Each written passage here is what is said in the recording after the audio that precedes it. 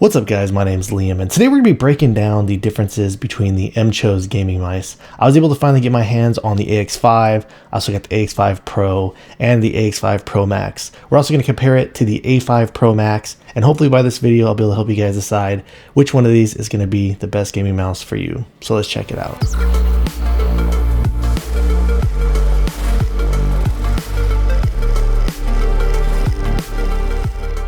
Before we get started, I did want to let you know that these were sent out to me. However, everything you're going to be seeing in this video is going to be my own words and my own opinions. So over here to the left, we do have the A5 Pro Max. This does not come included with the 4K dongle. You do need to purchase this separately if you are interested in picking this up. But on the AX5, the AX5 Pro, and the AX5 Pro Max, all these do come with, this is the 4K receiver right here, and then these do have the nano receiver. So this one only goes up to 4K on the Pro. The Pro Max does do 4K or 8K. They also do, all these also do 1K and 2K obviously, but these do come with a set of grips and a USB-C cable. These two versions over here to the right, these are both Pro Max versions. This was the first batch and this is a newer batch, so we'll jump into that here in just a second. But really the only differences between these AX5 models, first off, this A5, it does come with Huano Blue Shell pink dots in it. The AX5 and the AX5 Pro, these do have mechanical switches in them. So these are actually using the TTC Gold mechanical switches, whereas in the Pro Max, they are using the TTC Gold optical switches. So we'll jump into the differences between the clicks and I'll do a click test here in just a minute. But the function over on the bottom of the mouse, same on all of these. On the right side over here, you do have the power button, leave it in the middle to turn off, switch it up to enable the receiver. You can switch it down to enable Bluetooth mode. You have a DPI button over here on the left side. So the original AX5, these skates on here are actually stuck to the mouse, so it does not have a removable cover on just the base model. On the Pro and on the Pro Max, it does have a removable cover down here in the very bottom. All of these mice do come with these black skates on here. I wasn't really a fan of them. They're not terrible. Once you do break them in, they do have a little bit of a quicker glide, but I kind of felt like overall they're a little bit slower for my liking. So I did upgrade the Pro and the Pro Max to these Tiger Ice V2 skates, and I really like them a lot. There is some type of a coating on all these versions of the mice, and for my drier set hands, it does feel a little bit more grippy.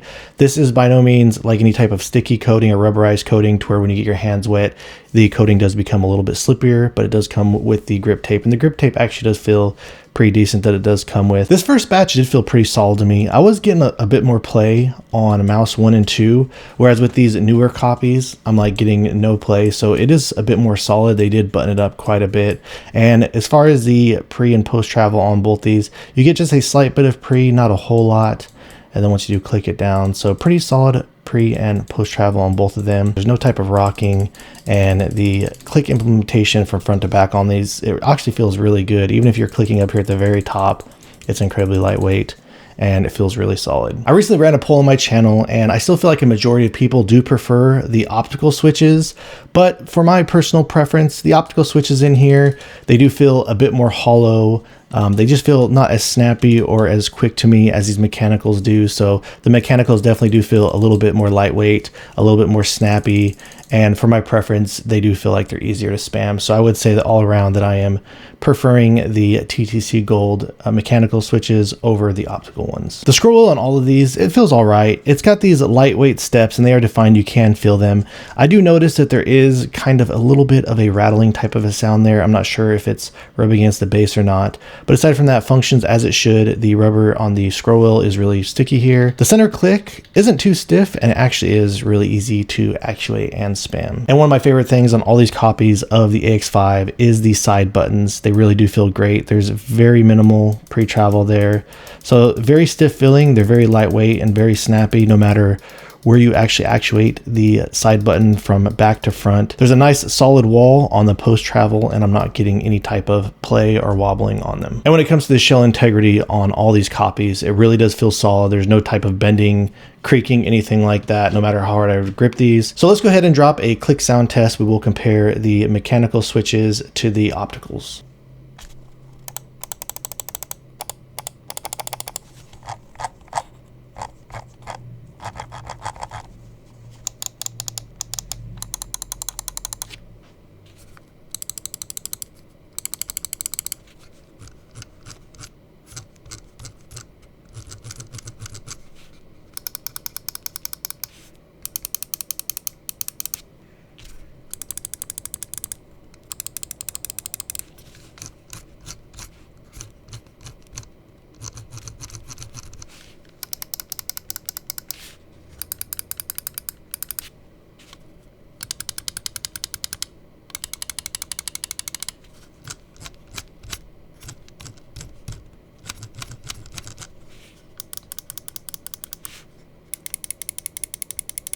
When it comes to the weight and balance, on my first batch, the balance was off.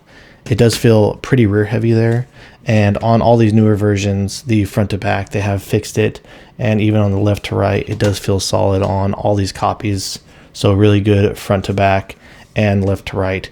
If you're wondering why you can see the battery here on the Pro version, I did mod this. I tried to push the weight as far as I could possibly go. So we'll break out a scale really quick and I'll show you guys what we're looking at. So this is the Pro Max, and I have not modded this. This still has the 500 milliamp hour battery in it with the battery cover. So the Pro version and the Pro Max version, this was the Pro version right here that I modded, they both weigh the exact same. So on my scale here, it looks like they're coming in at about 55.3 grams. I did take off the cover, so the battery in the cover weighed like 2 grams extra. So if you're interested in doing this mod yourself, you can still leave the cover in there. Just put about 2 grams on here. But like I said, I was just trying to get it as light as I possibly could. It did drop it down quite a bit. So as you can see here, put it at approximately 46 grams. And their standard AX5 model, it does have a smaller battery in here. I do believe it's around 300 milliamp hour. I'll go ahead and put that up on the screen if I am incorrect. But it looks like with this one, the battery cover, everything untouched on the internals, I got this coming in at approximately 48.5 grams. So all of these models are using a different software, and I'll kind of run you through these really quick. On the A5 Pro Max, this has a Nordic 52840 CPU in it, and it is using the Compex firmware solution. It is using this similar type of software we've seen in all these other types of mice. Really easy to use. You can drop the debalance setting down to 0 milliseconds. Here is what I recommend.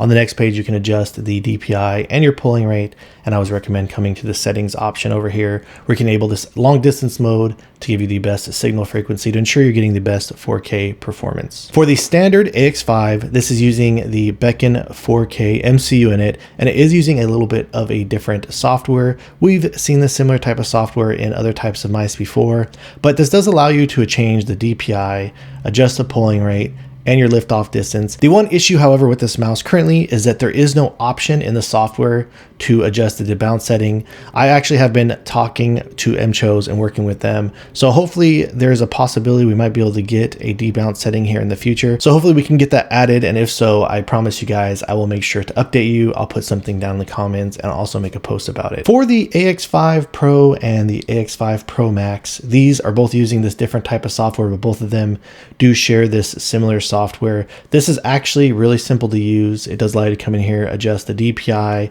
You can change your polling rate, liftoff distance, all these types of settings.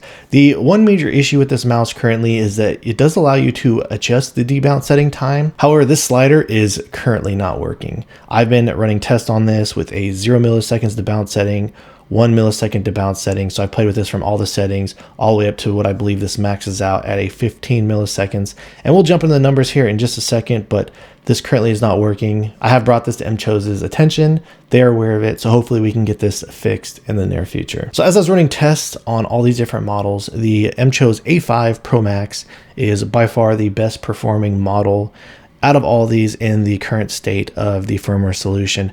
Over here on the AX5, since you cannot adjust the debalance setting, I did run it on the 1K, the 2K, and the 4K polling rate. On all the polling rate, I was actually getting a 5 millisecond debalance click latency.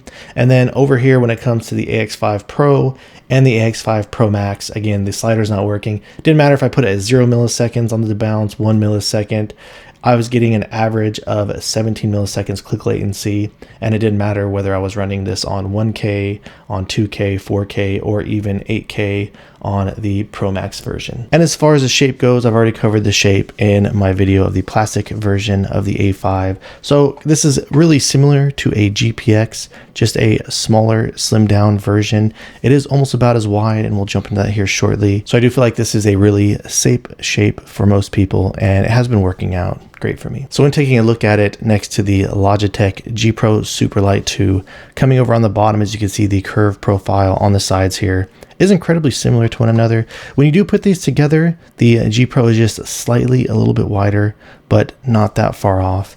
And when you come over here to the rear, when you're gripping these in the hands, you can feel at the top that the Mchose does feel a bit more narrow, but looking at both of these from the side, how you can see they are really similar in the shape, with the Mchose just being all around a little bit smaller and flatter.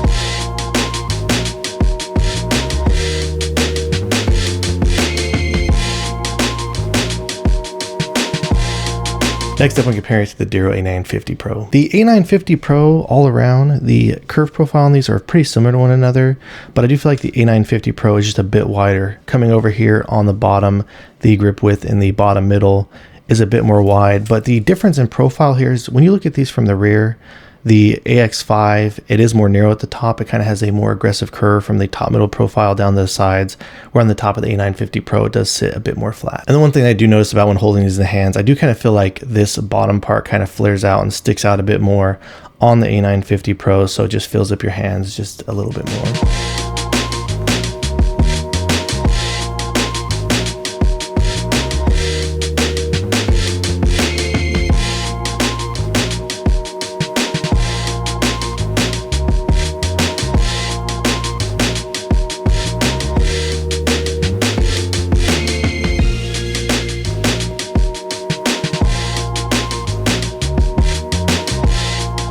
And finally, when comparing it to the WLmouse Beast X, the same thing kind of applies over here on the bottom of the Beast X. They do kind of have both this flatter curve profile on the sides. When I do put these together, they are pretty close when it comes to the overall width. I do feel like the WLmouse Beast X might just be a hair wider, but it honestly really is hard to tell. But then the same thing applies to the top profile of these mice, where the Beast X does feel more flat at the top and it does give you a wider feeling. And when looking at both of them from the sides, as you can see, you kind of have a little bit more of this hump back here on the X5, where the WLmouse just feels a little bit more flat in the hands.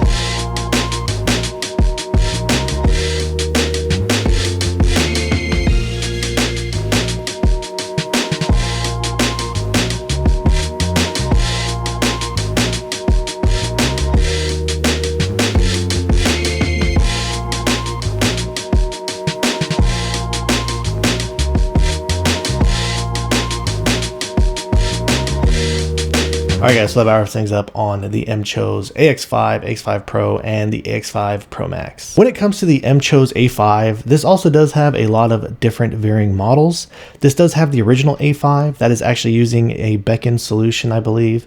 I don't have one, unfortunately, to test out the firmware. They also do have a Pro. The Pro has a Nordic 52833 processor in it. Again, this one has the Nordic 52840 in it. And unfortunately, I don't have the Pro version either. I would like to test that 52833 next to the 52840 if I were to get a chance to see if there's any type of real world difference. They also do have an Ultra version. The Ultra version is using Realtek, the Realtek solution in it. I'm not even sure if I'd be able to get that to register or not on my XLAT system, but just based on everything that I know, the knowledge that I have from testing these myself, I really do feel like out of all these, the A5 Pro Max is the best version out there on the market when it comes to overall performance. And that really is kind of unfortunate for me to say, because this thing weighs about 59-60 grams out of the box. I did actually mod this myself, and I threw in a 150 milliamp hour battery in here, and with the mod I was able to get it down to 52 grams. So this also does have the benefit, I do like the switches in here a little bit more. I'm not really so much a fan of the side buttons on here or the coating of this, but it is nice that this doesn't have holes in it. And clearly when it comes to comparing it to the AX5 models in their current state with their current firmware, this obviously is going to be a win out of all of them, which I do find to be a bummer because I really do like these mice a lot. The feeling of them on these newer copies, they really do feel great. And if I had to pick between all these, if they were to get these buttoned up and able to get the click latency lower than that, or even on par with it, to be honest with you, because the Complex firmware solution really is performing with some of the best out there right now, I really overall am liking this Pro a lot, even though this actually feels really good for the weight that it comes in at. The fact that I was able to mod this and get this down to 46 grams with the mechanical switches in here, they feel really solid, snappy, pretty lightweight overall. So I'd have to say out of all these that this one so far is my favorite. Again, assuming that they were able to do a firmware update and get the click latency down on these. But all around, that's kind of what we're looking at in the current state of these. So again, I will make sure to update you guys if I get any type of update or there are any fixes in the future. I will leave a comment down below. I'll definitely make a post about it, and I'll make sure to get that information out to you guys as soon as possible. All right guys, so if you have any questions or feel like I left anything out, please let me know down in the comments below. Aside from that, if you've enjoyed watching this video and are interested in seeing more videos like this in the future, please drop this video a like and subscribe to my channel. And thank you so much for watching. I look forward to seeing you in the next one.